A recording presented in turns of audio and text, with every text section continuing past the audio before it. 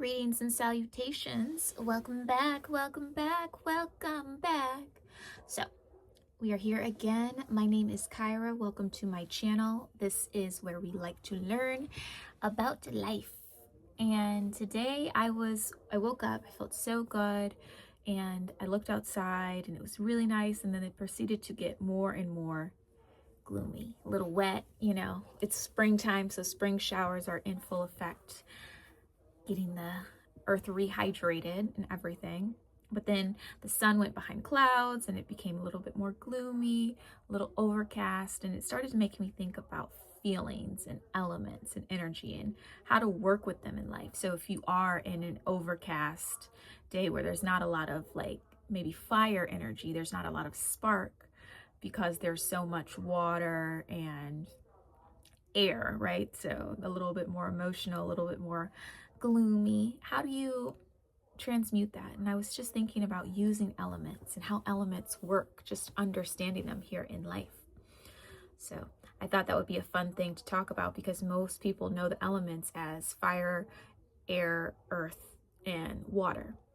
But they're not just physical elements that we're seeing, right? They're the ways that we experience life too. And when you understand them, you can actually start to balance your own natural energy. So each element represents a different part of being human, right? Fire is all about that spark, the action, inspiration, creativity. Air is the thought, it's the movement, it is the messenger that keeps things in rotation going around.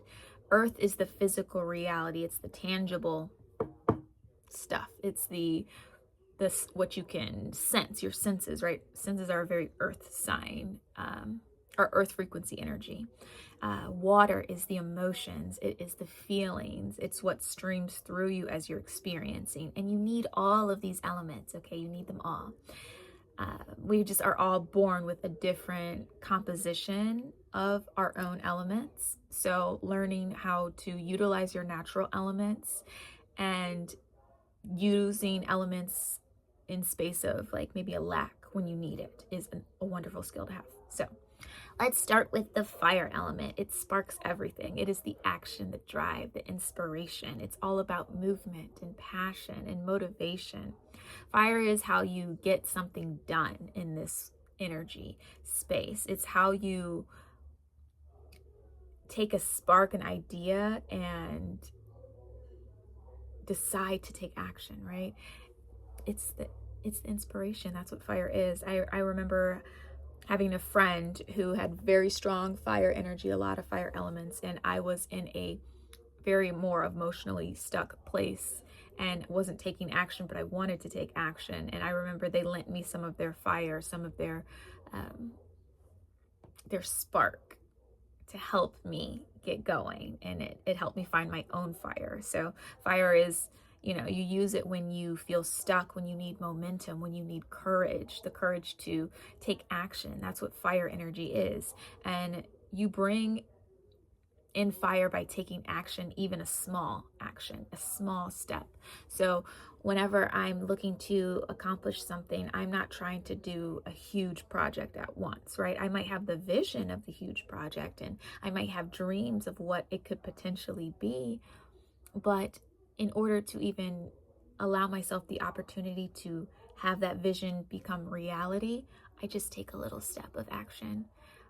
A little choice. That's all you need to do is start living your life in making little choices in mindset of your big dreams and your big visions. And the next thing you know, you blink and you're there. You're there. So fire is a wonderful thing to help you in order to start the process. It is the initiation, right? But too much fire, you can be impulsive, right? Taking action that is not maybe necessarily suited for you in the moment, and you needed a little bit more patience, a little bit more slowness when it comes to starting something. You can burn out from too much fire if you're blazing really, really hot, and you're taking so much action, you're constantly doing. Eventually, you're going to burn yourself out where you're not going to be able to do anything at all because you did too much at once. And sometimes you can react too quickly if there's a strong fire element. and not give yourself enough time to understand even the full situation, other perspectives on the situation, or how you even really feel about it. You just were reacting out of just impulse. So too much fire can be a problem, right? And if you have too much fire, it's good to balance that fire with earth, right? This will help slow down the fire. It grounds it. It gives it less heat, right? I say right a lot. I'm going to see if I can stop doing that. But it gives it less heat. It gives you the chance to take it into a physical thing, right? Oh my God, I did it again. I'm probably going to notice every time I say it too. It's fine. I should put a right counter on there, but I'm not going to go back and count them. It's just funny. Yeah, it gives you a chance to utilize that spark. So that's why a lot of times if you're having experience in a lot of like heat in the body, grounding the body can be wonderful. I know that when I'm angry or upset, dancing, putting exercising, like movement, that really helps because it takes that heat and that fire that's inside of me and it brings it into the body and it starts to like transmute it and distribute it in places. So that's a way of utilizing earth in order to help reduce too much fire. And then water also helps to reduce fire. When you feel before acting, right? If you take a moment and try to see how you really feel, or maybe look at someone else's perspective and see why they're doing it, why they even feel to do it. So you decide, before if your response is even warranted to something so crazy right off the bat. And then if it does and it checks out and you want to respond like that, do it, because you already know it's true. But sometimes you might respond just out of impulse, instinct, and programming, and not necessarily on your truth. So earth and water can really help balance fire. Air doesn't necessarily balance fire, in my opinion. It just inflames it and makes it go crazier because now it's just moving it around. So speaking when you're really angry is not always the best choice. Writing can be somewhat beneficial because you're grounding it onto a piece of paper, you're physically bringing it, but like speaking it to someone else, it might feel better to you, but now all you've done is taken that fire and you've passed it on to someone else, and that can inflame their fire, which can create a whole situation. And I'm pretty sure this is the whole conclusion of what an argument is. I'm just looking at an eagle, it's so pretty. And how arguments can just get blown out of proportion because it's adding air to fire. So that's not always the best thing to balance out fire when you have too much of it. Okay, speaking of air, let's move on to air. So air is all about thought and perspective. It's the mental space. It's thinking, communication, and ideas. Air helps you understand what's happening. So when you want to use air is when you maybe are feeling overwhelmed, when you need clarity of a situation, and when you need perspective. Introducing new thoughts, using your mental space, understanding the situation, communicating about something.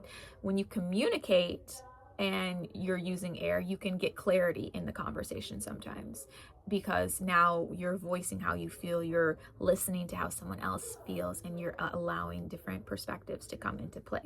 So you bring in air by thinking things out and talking them out. But if you have too much air going on, this can result in overthinking. It can result in anxiety, anxiety being just too much pressurized where you can't get a hold of it because there's so many thoughts going on, right? And so it brings the frequency into an unstable place. And being disconnected from reality can happen when there's too much air because now you're not grounded in what's going on and you're just floating in a vast sea of thoughts and ideas that are going on. So a good way to balance out too much air is to use earth again.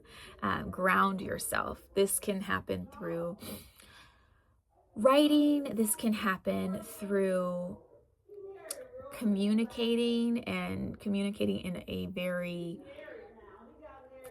true to yourself way, right? Expressing your own thoughts can help ground in any anxiety or overthinking. It can help you get a hold of your thoughts. I know sometimes if I find myself overthinking, I will just start talking out loud to myself.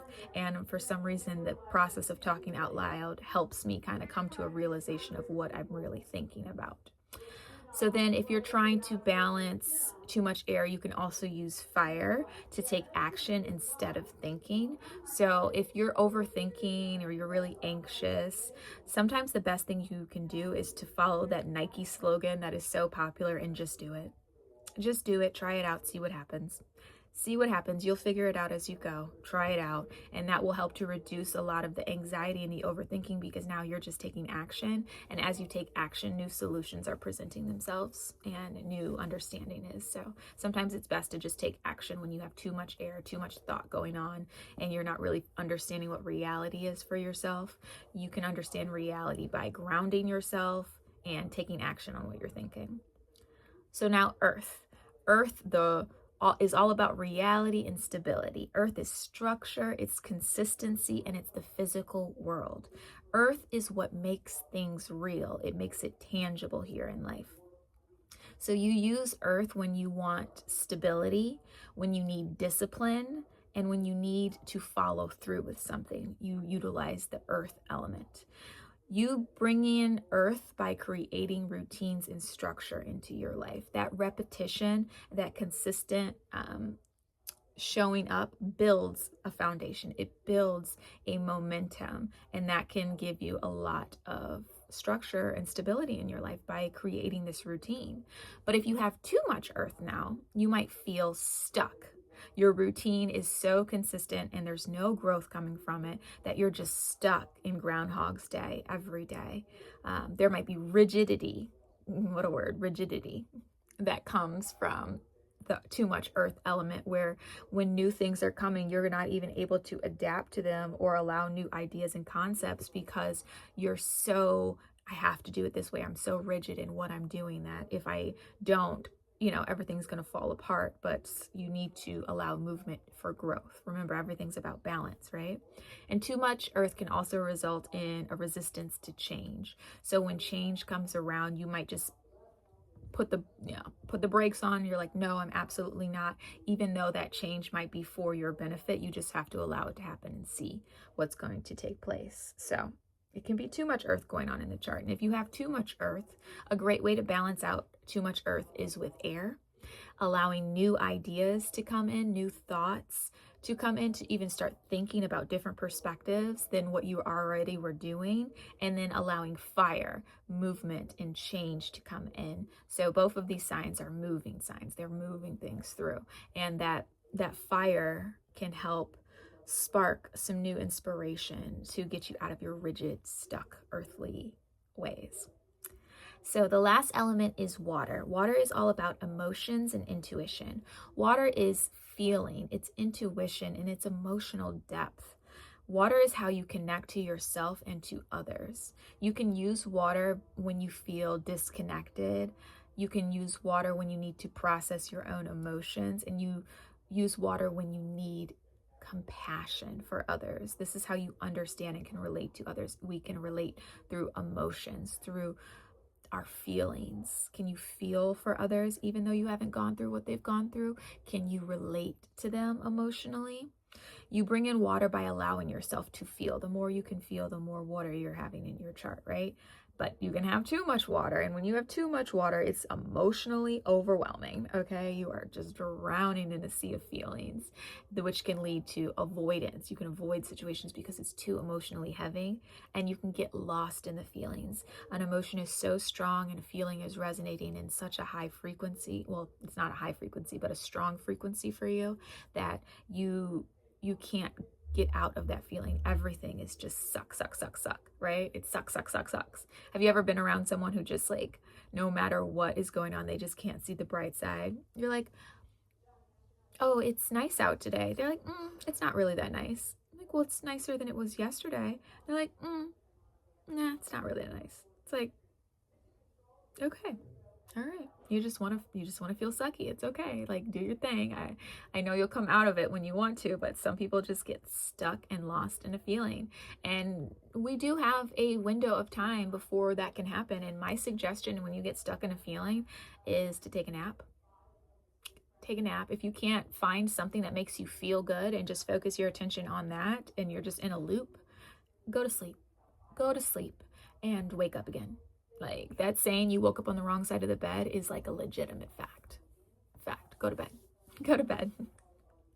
So if you have too much water, a great way to balance this out would be to use earth. Again, grounding. So grounding those emotions.